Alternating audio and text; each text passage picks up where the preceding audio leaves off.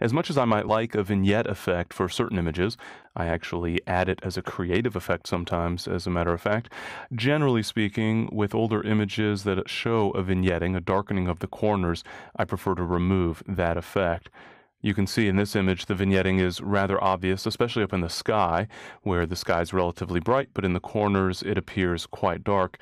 It's not quite as evident down below because there's more going on. There's some shadows on the ground here, for example, and so it's not as obvious at the bottom of the image, but it's still there, and I'd like to even out the overall tones for the photo. In most cases, I'll use the lens correction filter in order to brighten the corners and the edges to remove a vignetting effect. Because that's actually going to be changing pixel values in the image, and I do need to work directly on pixels when I'm working with the lens correction filter, I'll start off by making a copy of my background image layer. So I'll drag the thumbnail for that background image layer down to the Create New Layer button at the bottom of the Layers panel, and that will make a background copy. I can also rename this layer if I'd like. I'll go ahead, for example, and double-click on the name of my background copy layer, and I'll just type Vignette Correction, so that I know what that layer is there for. I can then press Enter or Return on the keyboard in order to apply that name change.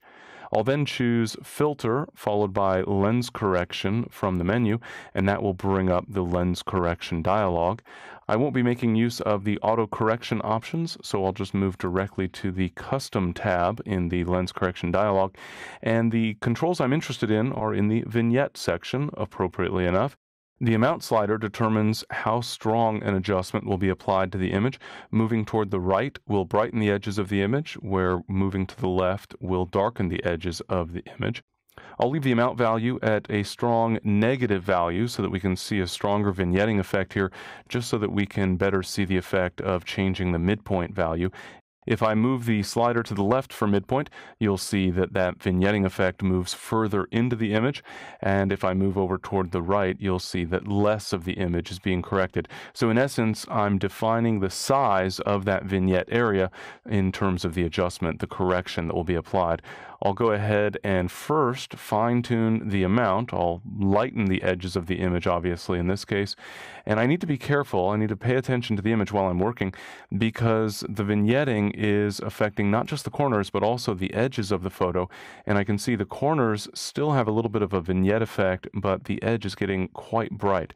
I can work with the midpoint slider in order to try to minimize that effect. In other words, having the adjustment only affect the corners, but not the edges. I could draw the adjustment further into the photo or push it outward so that it's not affecting those edge areas.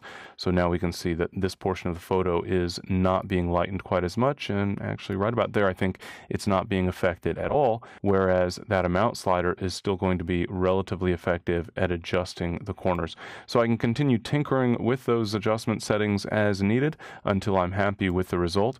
Once I feel that I've achieved a good result, then I can simply click the OK button in order to apply that change. And because I used a separate layer to apply this effect, I can also now turn off the visibility for that vignette correction layer in order to see the before version of the photo, and I can turn it back on to see the after version. And I think this is a big improvement. We've evened out the overall tonality, so we no longer have those strong dark corners.